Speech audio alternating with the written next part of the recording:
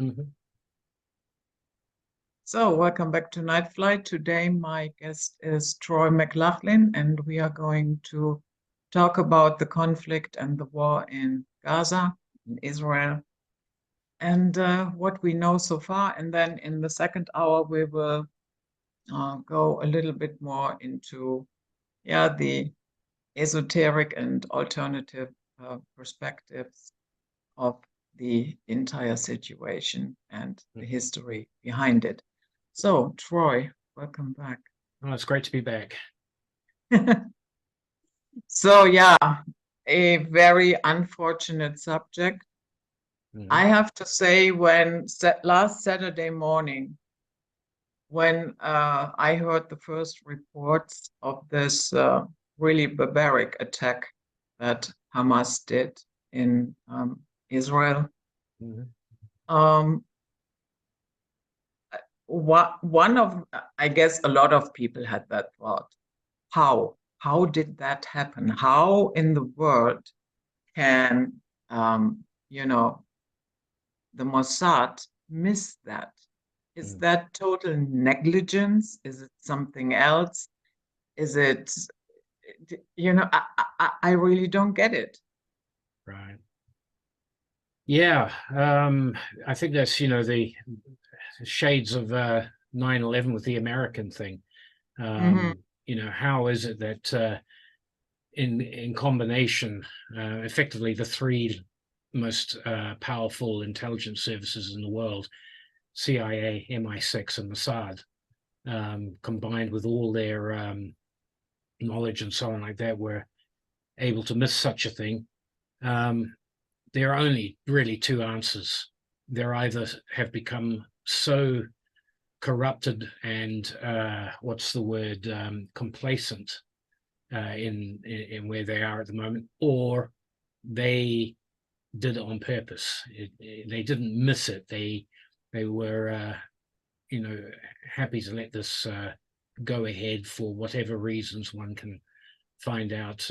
We know that events are how most people understand the progress, how to make progress in the geopolitical scheme of things, and the creation of events has largely been a intelligence community modus operandi for the last 100 years. The British have been doing it, since the raid on Cadiz Harbour back in the 1600s, 1500s, I believe, and so on. But the creation of events in order to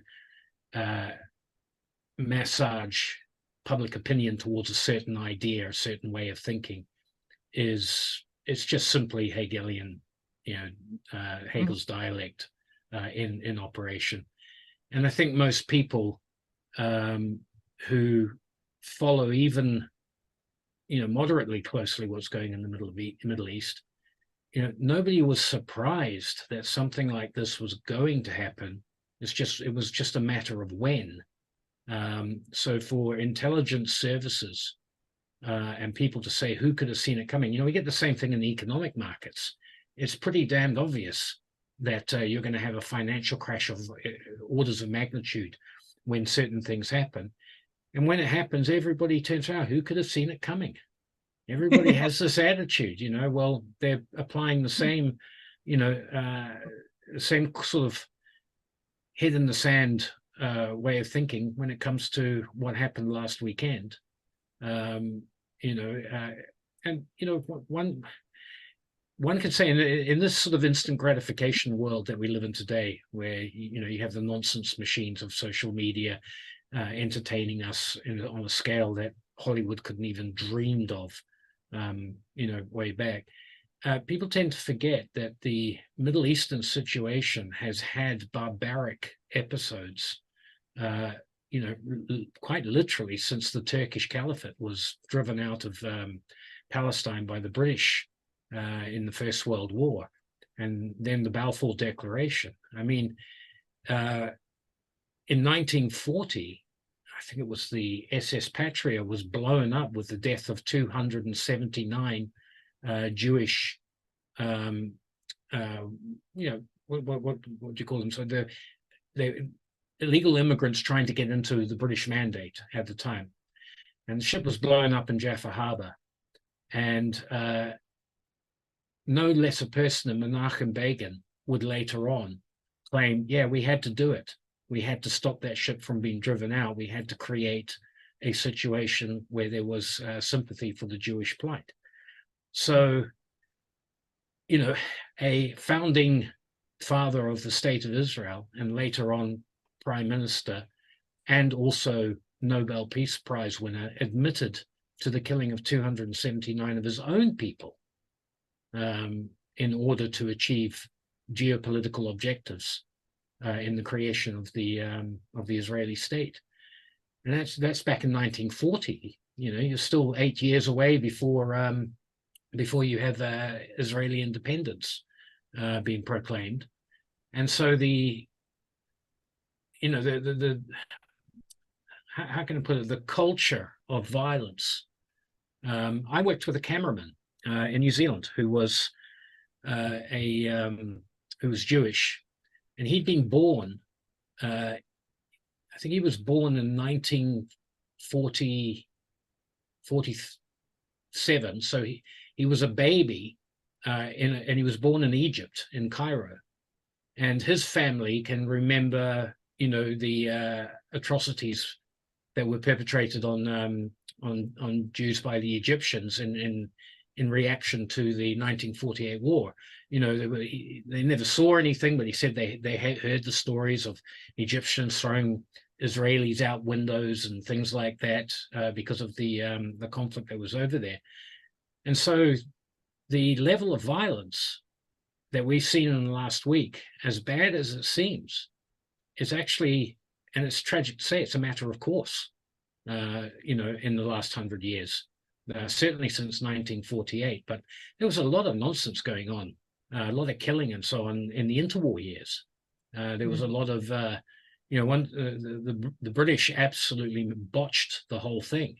And the result of that, the Balfour Declaration and so on, you know, it's a wonder that the Islamic world or the Muslim world of the Middle East has ever, you know, ever let themselves trust British and by extension American foreign policy towards that part of the world as a result of how the Arab insurrectionists, the people who rose up with T.E. Lawrence, known as Lawrence of Arabia, to help throw out their fellow Muslims, joined with Christian forces to help throw out their fellow Turkish Muslims from Palestine. There is no doubt they were stabbed in the back by the British. I mean, no less so than Lawrence himself protested this, and a lot of people believe he was murdered to keep quiet over the issue because of the desire to set up a Zionist state in the Palestinian region. So violence has been extreme in that part of the world, and we're seeing yet another episode in this. But there are indications, I think, and we'll probably get around to discussing some of these indications as to things might be pointing in a different direction, pretty much in the same way as things are changing in the world of economics. But there's no doubt this is part of the powder keg that is geopolitical in nature, that is the flip side of the coin to anything economic. You know, money from the economics drives the stuff that we see today, and I think we're into seeing some major changes. Yeah, Egypt stepped forward and said, yeah, well, we actually warned you repeatedly and you ignored us. Yeah. And then Mr. Netanyahu said, no, that never happened. So, okay, we are back to square one. And maybe in many, many years, we will finally have a better picture of how all of that was possible. So the next question that was on my mind was, what is the goal of Hamas here? Is it the total destruction of Gaza? I mean, come on. you cannot do something like that Yeah. and not expect that Israel will not retaliate with full force. Mm-hmm. Yeah? And what we are seeing right now is, my God, the poor people in Gaza, no water, no electricity, Sure. no fuel. Yeah. The hospitals are running out of, they have fuel left for 3 or 4 days. Yeah. And then what? So what can you make sense of this?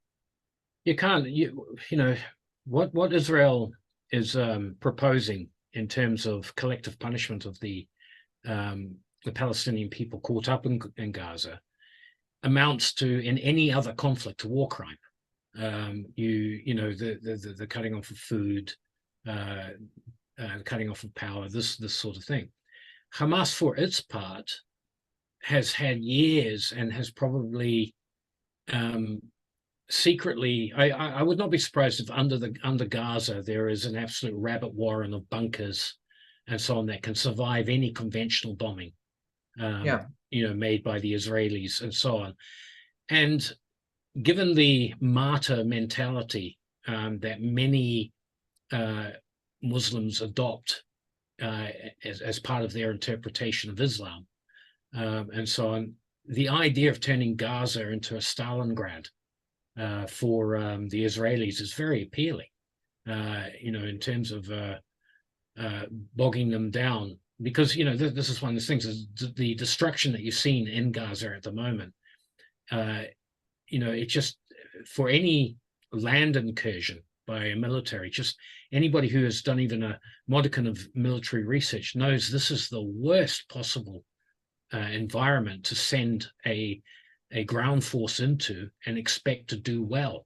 It's the total opposite of the ideal of battles on battlefields where it's open country and armies face off and so on like that. This kind of street to street fighting is the nightmare of any general in history, even during ancient times.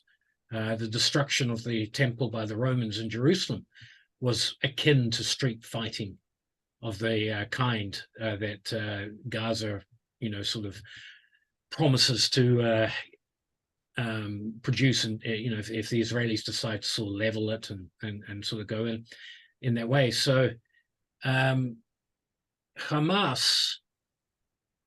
your question earlier was what is Hamas thinking in going after something like this and so on. The only indication I can make of it is what they're calling this war.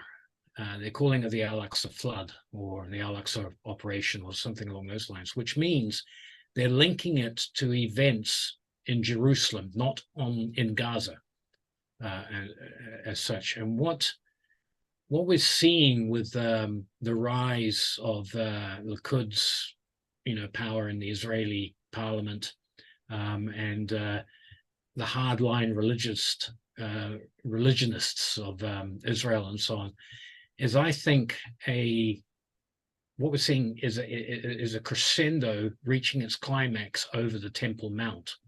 And Hamas has decided that this is no pun intended, really, honestly, no pun intended, this is the hill that they want to die on, if it means anything in terms of how they see their relationship with their God, their form of religion and so on.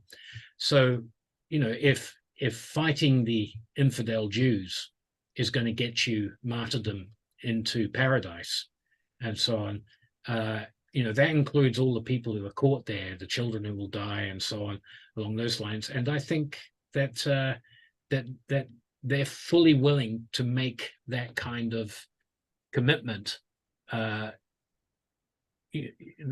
kind of commitment at the expense of the vast majority of Palestinians, if it means making a move that, in their mind, protects Islamic control of the Temple Mount as it stands at this time. So I think this is what we're facing at the moment, is the worst possible scenario, the thing that the implications between two major world religions, with the third major world religion sort of looking over the fence, taking sides on the matter. It is such a powder keg that the ramifications are almost, it's almost too scary to even speculate where it's going to go. But this is why I think this has happened. I think we finally reached that crescendo where somebody on their side has said enough is enough, and now we've got to make a stand for our beliefs, even if it means the entire, the destruction of the Palestinian people as a whole. Yeah. So the way I look at it is Hamas is hanging the Gazans out to dry, and a lot of their leaders, they are not even based in Gaza or in the West Bank. No, Qatar and places like that. Yeah. Yeah.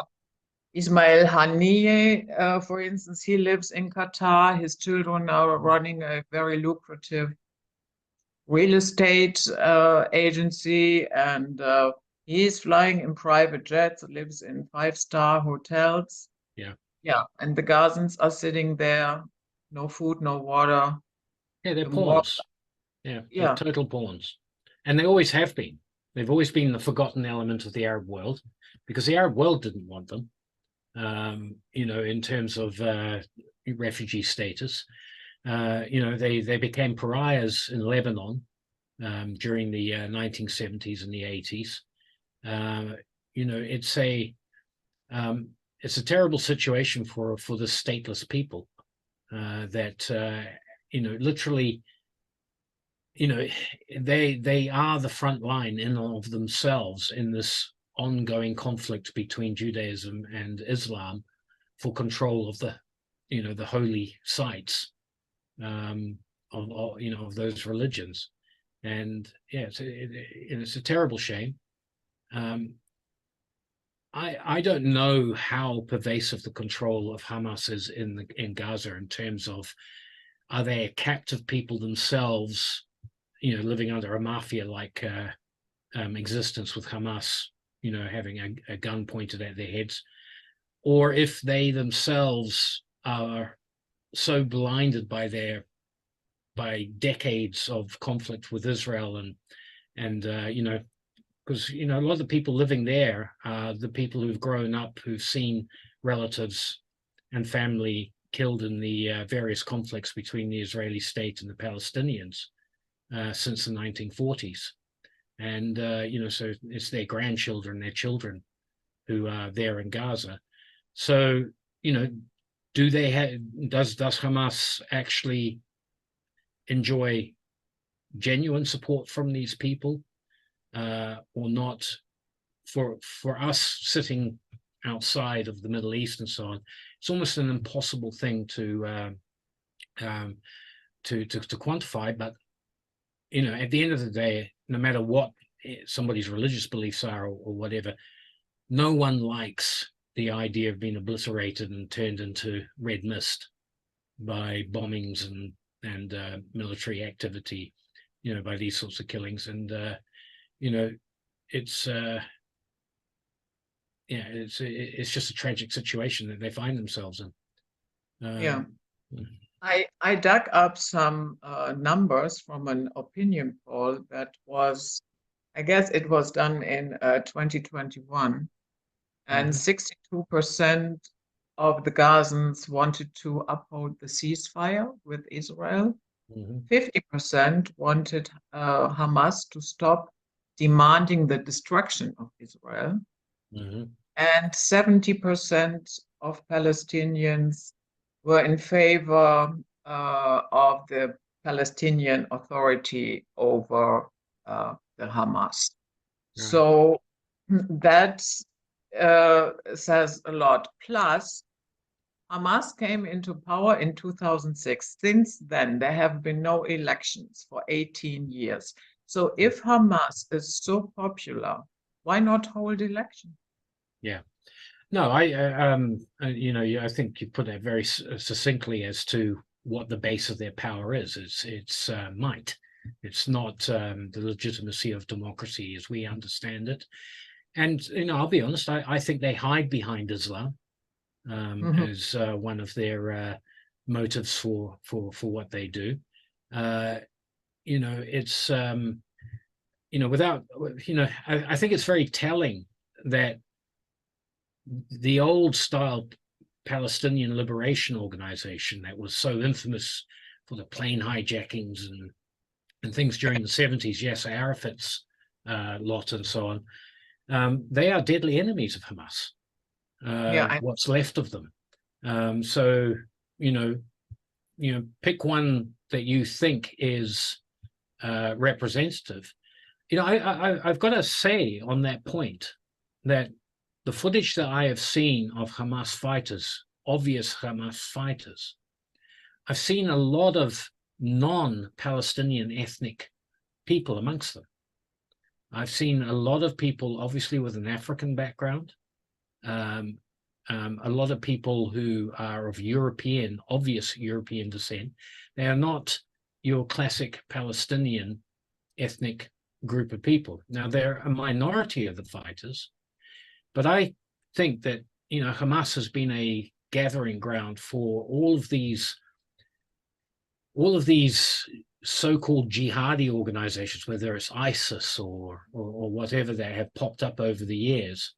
Even the what do we call them, Mujahideen out of Afghanistan and so on, which we know are run by various intelligence agencies, throughout the West and the Middle Eastern world, particularly Pakistani intelligence agencies, Saudi intelligence agencies, and also Western intelligence agencies. And so Hamas looks like a very homogeneous group of people made up of a lot of different ethnic, groups, compared to the very homogeneous look of the Palestinian people themselves, the actual civilians. So I begin to wonder just if Gaza is pretty much held hostage in the same way that Afghanistan and the Taliban were held hostage by Mujahideen fighters that came out of Saudi Arabia in the late 70s to fight the Russians, and became the militant, irrational part of the not the Taliban, but the Afghan resistance that then ultimately, we ended up going to war with later on because of, a totally different other story, but the same sort of dynamics are involved. You basically have these professional jihadists that just go around looking for a scrap. I would not be surprised if Hamas has people out of the Balkans, from Kosovans and people like that, people who have genuine military skills, because that's been their life, and so Gaza just becomes a base from which to project their own geopolitical ideas and concepts. And of course, this does center around the idea that the state of Israel is an interpolating entity into the region that must be gotten rid of, and that the holy sites of Islam in Jerusalem must be secured. But otherwise, just as in Kosovo and so on like that, I wouldn't be surprised these people are as much involved in organized crime, human trafficking, as they are in their supposed political operations and objectives.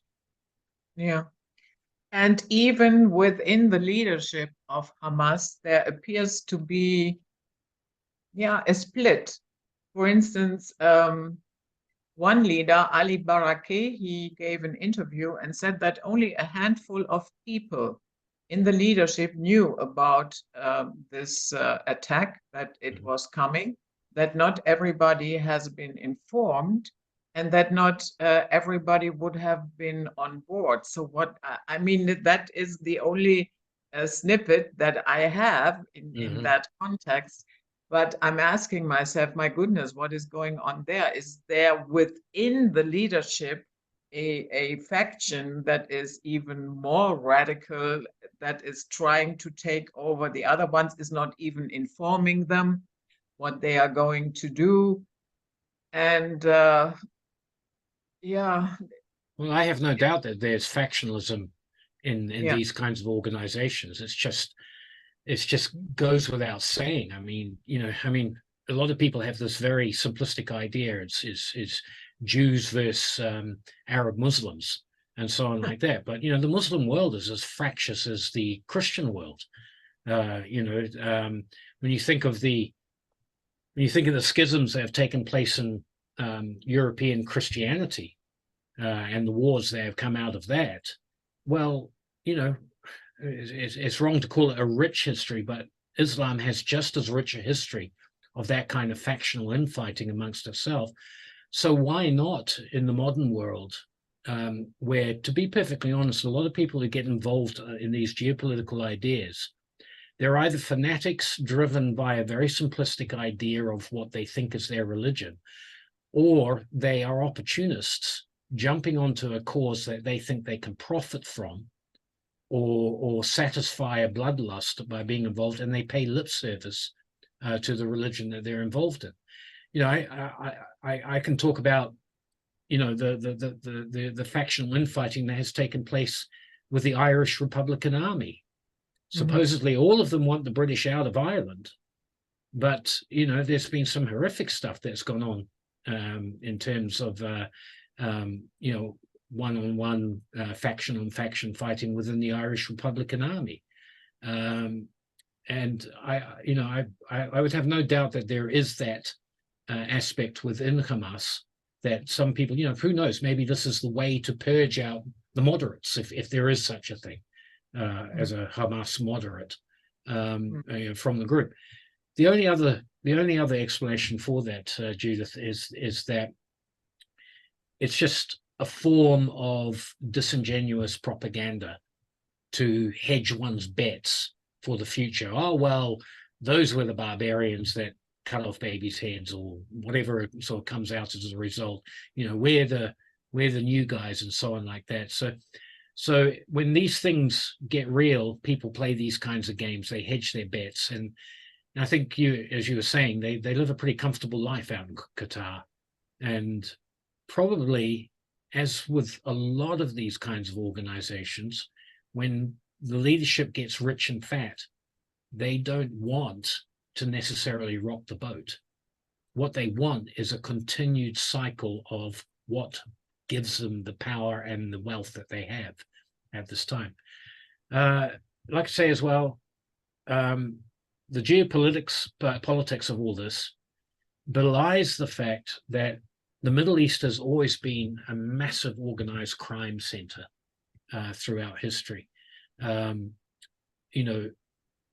The drug trade out of Lebanon, Turkish opium, even Afghan opium coming through from Persia into those parts, and the trafficking in sex slaves, this sort of stuff. This is extremely well established in this part of the world. And it's horrible to say it, but the Israelis and the Arabs are all in it together, if you know what I mean. They work together. The criminal elements, not talking about the governments, but the criminal elements work together. And the last thing they want to see is something rocking the boat too much to change that dynamic in that part of the world. So you already mentioned that the Muslim world is very fractured as well, and I totally agree. And now we have the situation, we have 2.3 million people in Gaza, roughly. So more than 100,000 have been displaced in the last couple of days. A lot of them are living now in the UNRWA schools. 86 schools of the UN are in Gaza, so they take shelter there. And you have 7 gates. 6 gates you enter into Israel. the seventh gate enters into Egypt. Mm. And when the airstrikes began, Egypt has closed the border. And now there have been some efforts to open a humanitarian corridor, but the thing is where to go. Okay, you have the Mediterranean Sea, but the shoreline is controlled by Israel. Mm. And Egypt says, no, we don't want the refugees in our No. country. And also no other Muslim country is stepping up and saying, you know, can we make a deal? We pick them up, They let's never say, do, though. or what? Nobody steps up. Yeah, they never do. The logistics are absolutely impossible for what, you know, is being purported in the news, you know, tapes that I've seen in terms of what the Israelis are demanding. You are not going to get 2.3 million people file out of that part of Gaza and live. Basically, you know, I mean, it's desert around them. They can't even fill up their water bottles now, it would seem, to make that trip. And what happens 2 days later? Where do they go? Where's the shelter that they're supposed to go to? I'm very pessimistic about what Israel's response is going to be. Because the kind of people who are in charge now in Israel are very hardline religionists. And, you know, I'm sorry to say, but, you know, they'll be thinking in terms of, you know, Joshua's conquest of the Canaanites as their yardstick for how to, you know, approach this. And many of them will sort of actually have an attitude, yeah, well, we're not going to mess up like Joshua did. You know, we're going to get the job done. And I've got a funny feeling that Israel has every intention of leveling Gaza and then crying, we told them to get out, all that sort of thing. And in fact, I don't believe that they're intending to go in a la Stalingrad, when the Sixth Army, German Sixth Army, sort of tried to take street by street. I just think they're going to level it and then starve them out and so on. Now, the only thing that seems to be holding them back, which I thought was a very interesting take, is that, and this actually drags in that other conflict that's been going on, Ukraine versus the Russians and so on. The fighting in Ukraine has required so much ammunition in the last 2 years that the somewhat deindustrialized West, when it comes to their military, the fact that everybody relies on America's nuclear arsenal to be the final deterrent for any attack, means that they're not producing the kind of conventional ammunition that is required to fight extended wars. My understanding is that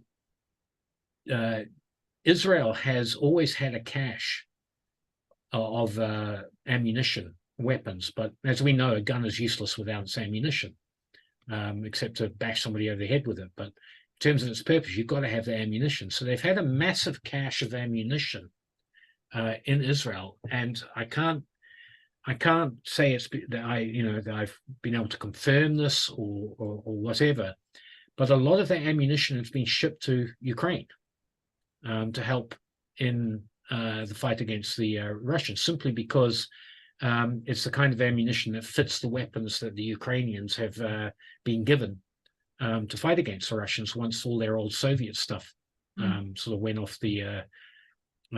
the blink, and that's left Israel with not enough ammunition to level Gaza. Well, so I believe might be the case, and that might be the one thing that's holding the Israelis back from really going to town. The flaw in that understanding is that at the end of the day, the West may have expended much of its artillery ammunition, rifle ammunition, that kind of stuff with the Ukrainians.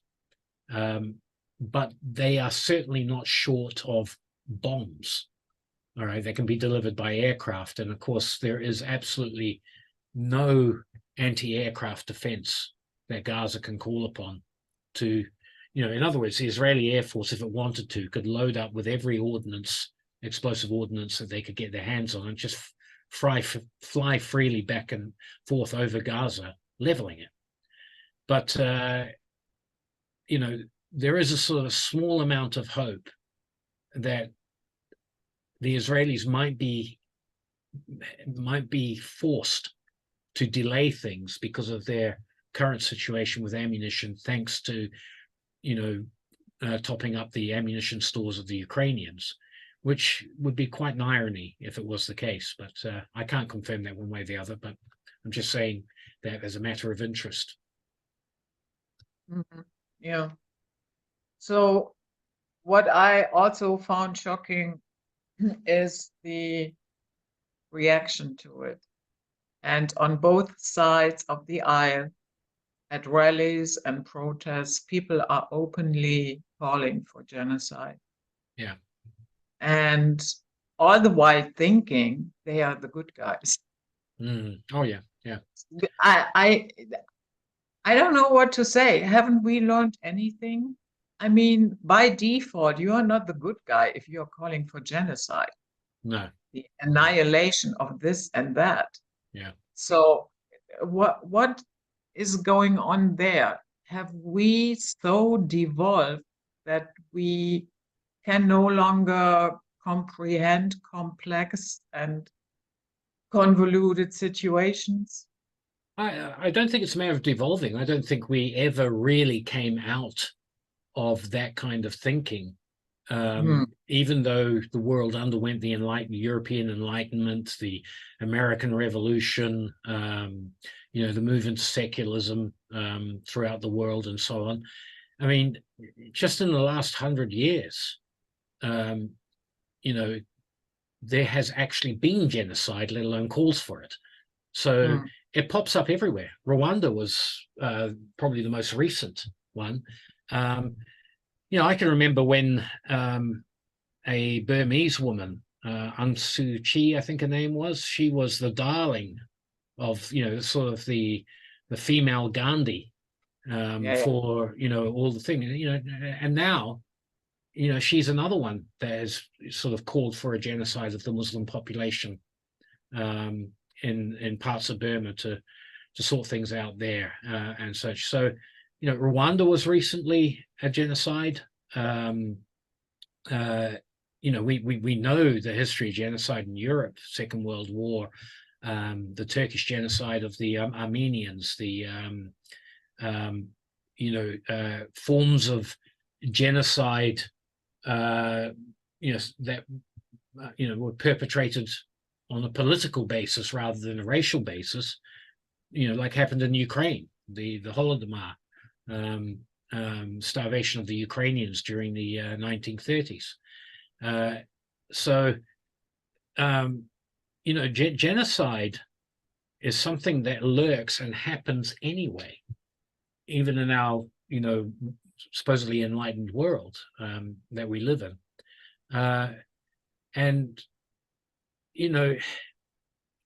It's in the last century, it's really taken off.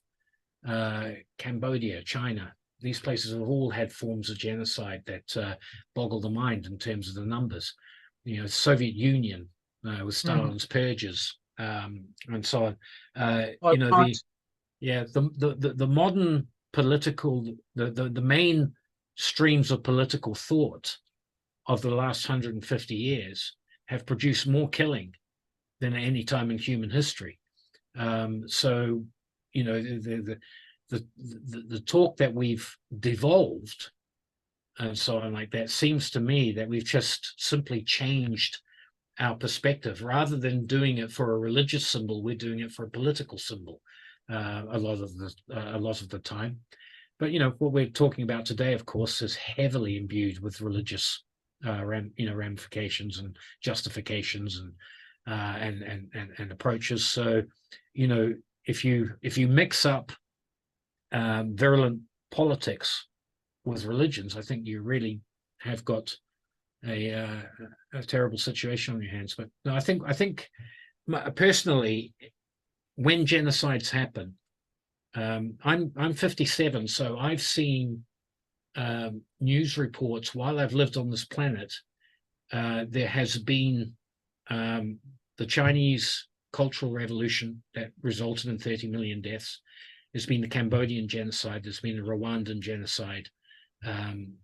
There have been other ones I can't recall. I mean, you know, there have been genocides of Native American Indians in South America that are worse than anything that was perpetrated on their North American cousins. And a lot of these genocides happened in the 1970s with, you know, and they were done by companies, not by religious people. You know, we don't like those Indians there. We want the resources that they claim for their own. And, you know, this has happened in Peru and Ecuador, in Paraguay, and such like that. So, yeah, genocide is well and truly alive. And really, I think that the question just comes down to, it's not us as individuals, it's us as people. Why are we so easily manipulated into following certain types of thinking that leads to these events? I mean, you know, shameless plug of my own book. I mean, this is one of the reasons I wrote Saturn Death Cult, was to try and expose the symbols that are behind much of the religious ritual that are used as control mechanisms to marshal people towards objectives like this, you know, by, you know, clergy or political leadership.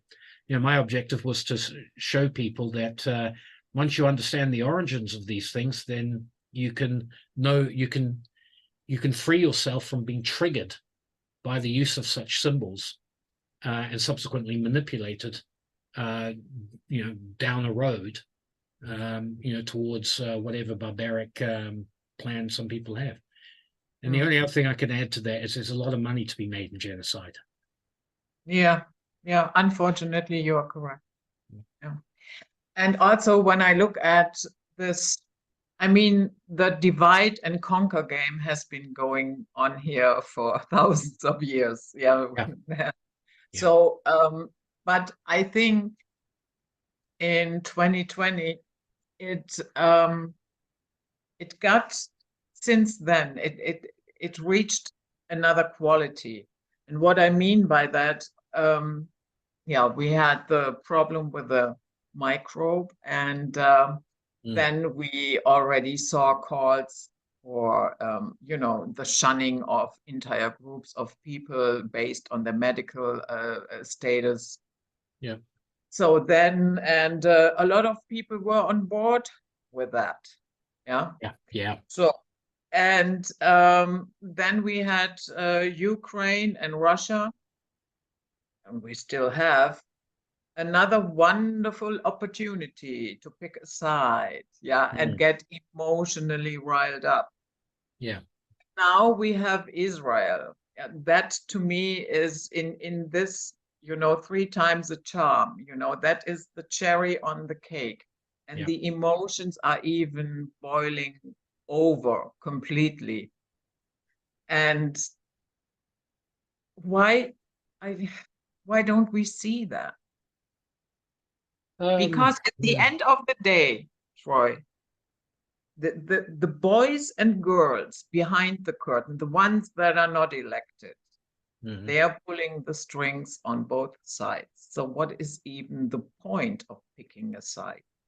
Yeah, sure. I mean, this is something that I think I might have said in previous things. My one triumph while I was at university was writing an essay on whether the Russian Revolution of 1917 was an indigenous event or a imported event. And I took the argument it was imported, and, you know, gave the various reasons, the way that Lenin was, you know, put on a train and funneled up into Russia, and Trotsky and a lot of New York Jews were put on a boat and sent around there and so on like that to foment revolution. But what I learned from doing that particular exercise was that there is always somebody profiting, and it comes back to Hegel's dialectic, which people argue against, say it's misunderstood. My argument is I don't care if it's misunderstood. It's been used in the way by people who misunderstand it. They are using it as a tool in their misunderstanding to bring, thesis, create antithesis, to create synthesis. And what is the synthesis that you are pushed through? The events have to be, conflict is the best way to get people to move towards a direction. Now, you're not interested in picking the side of one far part, Nazis versus communists, in terms of the European experience, in the Second World War or whatever. What they're interested in is the people in between who get squished towards a particular way of thinking as a result of that conflict. And so, Hegel's dialectic is the perfect mechanism to manipulate people's viewpoints, not in support of the two sides, but as a way of, I don't want to be with them, I don't want to be with that. Where else can we go to get away from this? And that's when the solution is provided to you. So it's that whole idea. What is it? Sort of event, problem, solution sort of approach. It's Hegelian dialectic. Problem, reaction, solution. Yeah. That's the one. Yeah, sorry. And at the end of the day, if you are involved in wanting to put people towards what you want the solution to be, you finance the dogs, the wolf packs that herd the sheep towards that solution. And the only way you can finance that is to have control over the financial system. And we go back to the old Rothschild statement. I care not. Give me the purse strings of a nation. I care not who holds office. And I think I've paraphrased it along those lines. But this is an age old. Of course, it becomes more complicated with our discussion because the Rothschilds are Jewish and so on. But that concept has been around since Babylon. Finance the person who holds the purse strings will always, at the end of the day, determine the direction of the majority of the people. And this really is a case study. Once again, just the way the media have reacted, everything about it, the fact that you see this demarcation between the Arab world and the Christian world supporting the Jewish world and so on. It is yet another example of creating the narratives that push people towards a particular solution. Determining what that solution is, of course, is the stuff of geopolitical study. But we are going to do it as long as people have this control over the finances, world finance, that we have in the world. The mantra that we're all enlightened because we're all trying to get to democracy, all right, okay, has never, ever been applied to world financial models. Yeah. All right. We don't get to vote for who's chairman of the Federal Reserve. We don't get to vote for how the World Bank decides its policy. This is all appointed stuff.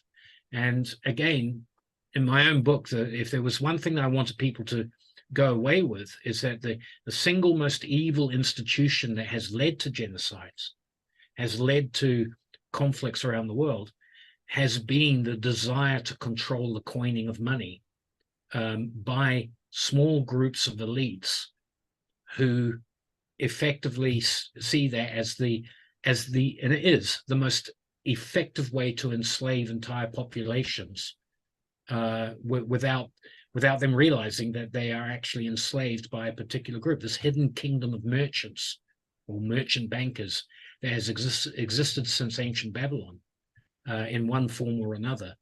And, given the volatility of, the situation at the moment, I have to say, and also, has existed in one ethnic form after another, and so on, down through the ages. Virtually every ethnic group has at some point partaken in this form of control. But this is the most evil institution that we have, and the driving force behind what happens. Now, I'll just throw it out there that anybody who follows economics knows that they've been kicking a can down the road since the year 2000, and really since 1998 with the destruction of long-term capital in America. And each time they kick the can down the road, we get closer to that massive implosion that always happens with a debt-based financial system. And the way that they have always managed to come out the other side of that implosion is to create a crisis that they can then position themselves as the solution on the other side for introducing yet another round of debt-based finance models, central banking finance models. And I think this is their attempt. They didn't get it with the pandemic that they thought they were going to get. They weren't able to, I believe that they really did attempt to provoke Russia into a nuclear exchange. And I think they were going to try and do it through North Korea at one point.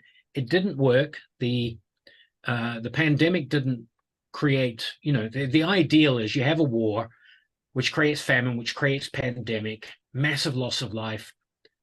By the end of that, everybody's just begging, do something for us.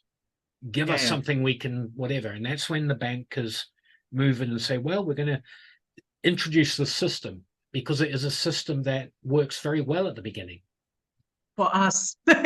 Well, yeah, but actually, seriously, for most of the population, it works really well when you're sort of issued money, with interest, you can earn interest and all this sort of stuff and that. It's just that 3 generations later, that last generation is really paying through the nose for all the debt that accumulates over that time.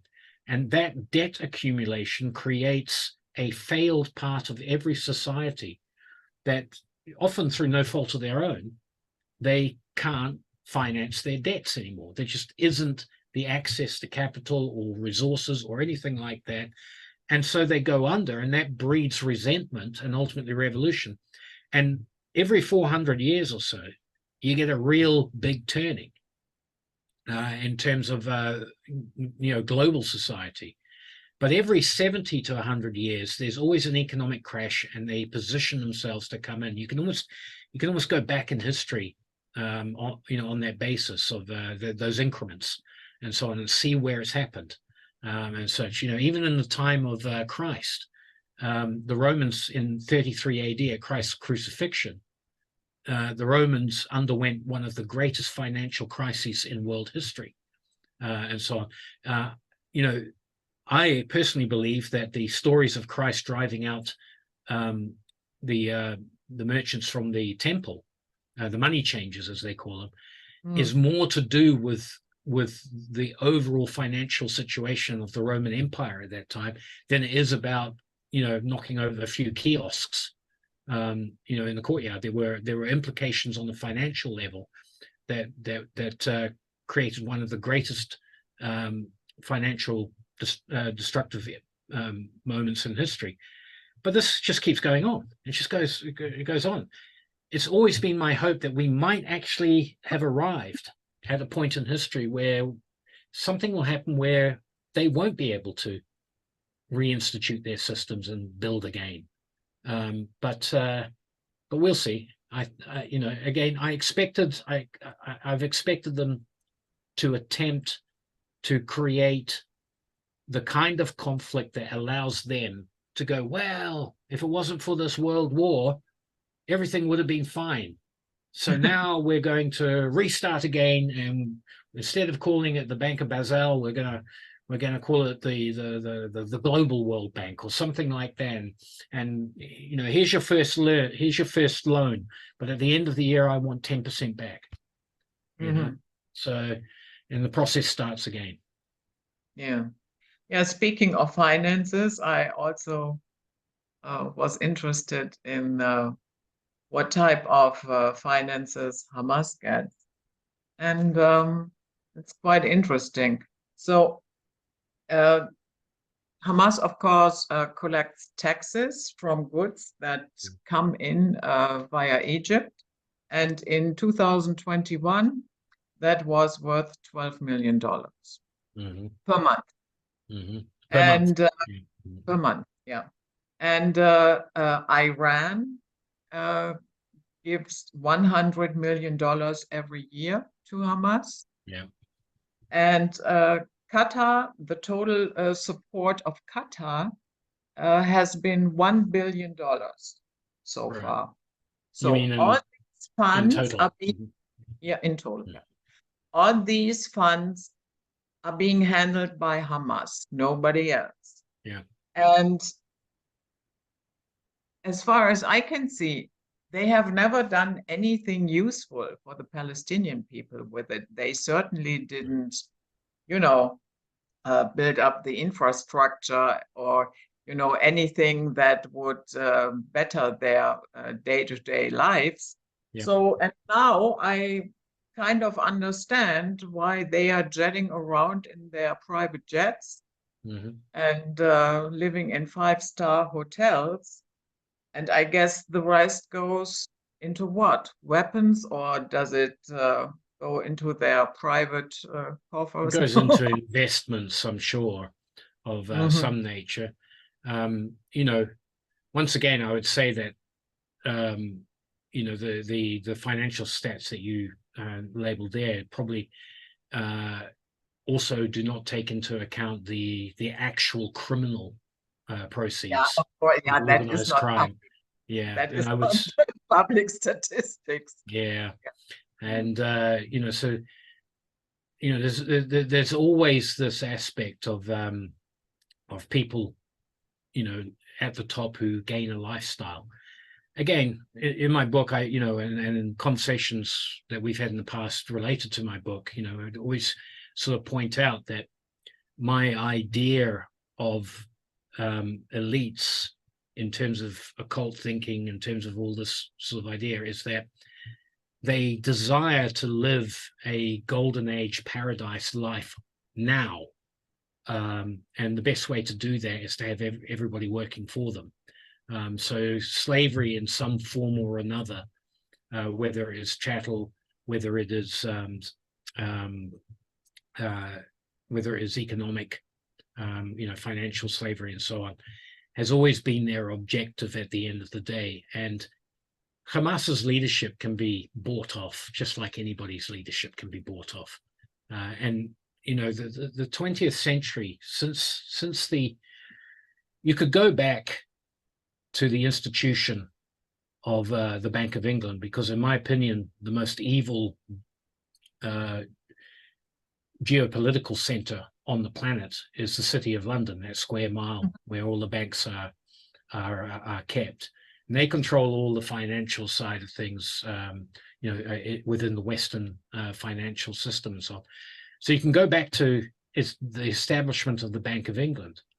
But in terms of the modern era, you know, since Victorian times, it's the capture of the United States by the Federal Reserve System, which is controlled by the City of London, that you know, is the driving factor behind the ability to corrupt anybody's values or belief systems. How can I put it? Anybody's goodness.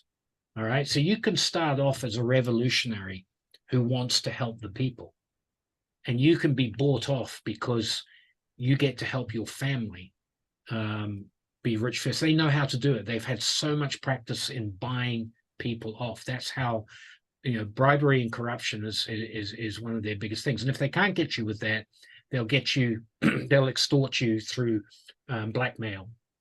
and these sorts of things. But there's no doubt that the power of bribery, of money, will corrupt virtually any form of leadership for any organization, for any cause out on the planet. I believe this is what's happened. I mean, you were talking about genocide and so on, where we're at. There is, we wonder where the next form of genocide is. We've seen the 20th century with the political ideologies and all that.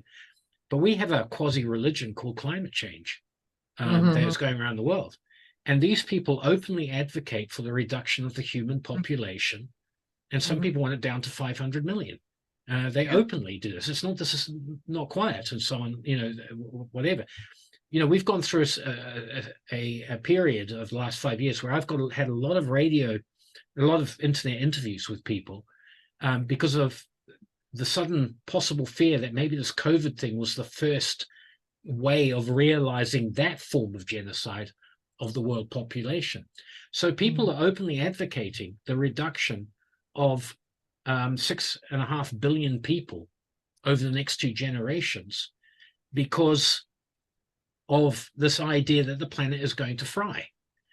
And the way that they have been able to manipulate public thinking in that, along those lines in terms of climate change, is by corrupting what I call a priesthood, which is the scientific community, who are totally dependent in the West on government finance and the financing of their careers. And so they will say whatever they have to say to get that financing. And if it means going along with a dubious concept or dubious form of science, they will do it because they've got to put food on the table for their family and so on. So once again, that whole sort of idea that if you control the purse strings, you can put us into any direction.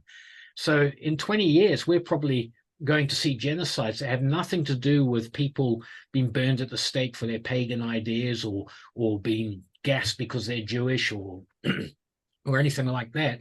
It's going to be this, possibly this sort of save the planet and, being ruled by a pharmaceutical tyranny that wants us vaccinated in such a way that the population never gets over a certain level. And, and that will be a form of genocide. So before we close down the first hour, recently I noticed that because a lot of people, of course, are asking themselves, where is this going? Mr. Assad recently visited China with his family. Oh, yeah. And he left his children there. Wow. I didn't know that. Yeah. Yeah, I knew he'd been there, but yeah. I found it in a Chinese publication. Yeah. And so that's really interesting. The couple said that, with the tensions in Syria, and it is better for the children to stay here, and that one son has already studied Chinese and is very interested in the culture. And so they decided it would be safer for the children to stay there. But the conflict in Syria has been going on for years. Why now? Yeah.